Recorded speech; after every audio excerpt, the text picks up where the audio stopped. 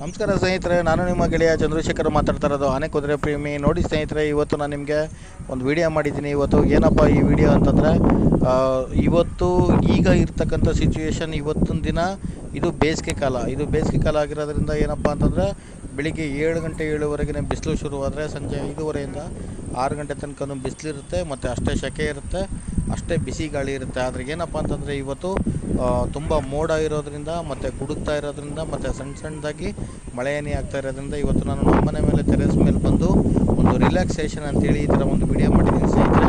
ತುಂಬ ಚೆನ್ನಾಗಿರ್ತದೆ. ಈ ಥರ ನೀವೇನಾದರೂ ಒಂದು 1 ಅವರ್ ಮಲಗಿಬಿಟ್ರೆ, ಯಾವುದೇ ಥರ ನೀವು ಚಾಪೆ ಹಾಕ್ಕೊಬಾರ್ದು ಮತ್ತು ಪಿಲ್ಲೋ ಹಾಕ್ಕೊಬಾರ್ದು.